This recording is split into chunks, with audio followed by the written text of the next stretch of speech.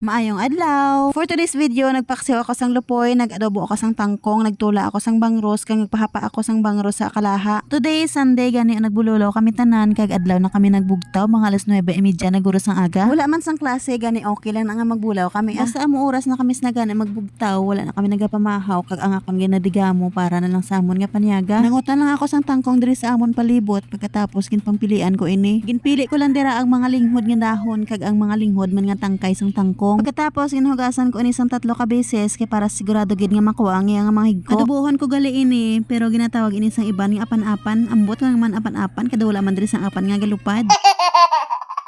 Oo, bala na tingala gid ko kung nga man apan-apan sini ang tawag sa iya nga wala man ini sang apan. Kung nakabalo ka masang history sini, pwede pa kay comment lang na sa comment section. Anyways, mahapos lang siya gali lutuon kag mga simple lang iya nga mga panakot. Ginpatulo ko siya dadan sa strainer kag nagisa na ako sang bawang. Gingisa-gisa ko lang inaasa nga magkulay brown siya kag dason ginbutang ko na ang tangkong. Kung na-notice niyo nga wala ko siya ginbutangan sang sibuyas, kay bawang pa lang manamit na hindi na kinahanglan butangan sang sibuyas. Pagkatapos ginbutangan ko naman sang oyster sauce. Wala ko na ginbutangan sang iban pa nga pampalasa kay oyster sauce pa lang manamit na iya nga sabor. Sang naluto na ang tangkong, naghugas naman ako sinisang lupoy nga isda nga ginlibod diri sa amon sa balay. Lupoy ini pero may halo siya nga tuloy nga gagmay nami ginipaksiwan kay preska pa katama. Sang natapos ko na hugasan, ginbutang ko na siya sa amon kalaha nga antik. Pagkatapos gintimplahan ko ini sang loya, bawang, sili, asin, bitsin kag langgaw. Wala ko na ini ginbutangan sang tubig kay para pure lang nga langgaw ang iya nga sabor. Pagkatapos ginbutangan ko man ini sang paminta kag ginhalo-halo kay para magmix ang iya nga mga panakot. Gintakloban ko ini danay kag ginpabukal kag sang pagbukal niya ginbutangan ko siya sang gamay nga mantika kay para magnanaman ang iya nga sabor. Ginpahubsan ko lang ina gamay dason luto na ina. May ginbakal naman ang akon hinablos nga bangros nga 3 ka bilog 1 ka kilo. Hambal ko sa bawa namon ang isa kay para may sabaw-sabaw man kami kag ang isa naman akon nga prituhon. Ginhimbisan ko na ina kag ginhiwa-hiwa kag dason sa kaldero naman nagbutang ako sang sibuyas, kamatis kag sili. Ginsugo ko dira dason akon hinablos nga magpangutan sang talbos sang kamote sa akon nga garden. Kay ilakot ko ina sa bangros nga akon nga sabawan. Pagbukal sang sabaw nga akon nga ginsalang, ginbutang ko naman diri ang bangros. Kag sang naluto ng bangros, ginbutang ko naman ang talbos ang kamote. Gintimplahan ko na dason sang asin kag sinigang mix para maulaslob nga gamay. Ginhiwa ko naman dira gali ang bangros kag gintimplahan ko na ina kag ginsalang na sa kalaha nga gamay lang ang mantika. Pinahapa nga bangros na ang amon tawag kag hindi prito kag gamay lang nga mantika ang ginabutang kay do para sinugba style lang siya. Manami ini nga style nga pagluto sang bangros kay para malesen ang inyo nga ginakonsume nga mantika. Sang natapos ko na luto ang tanan, nagkaon na kami dason dira pamahaw dala panyaga na sinaamon nga kaon kay alas 11 na ina sang aga. Hasta na lang diri danay kay makaon na kami. Salamat sa inyo paglantaw.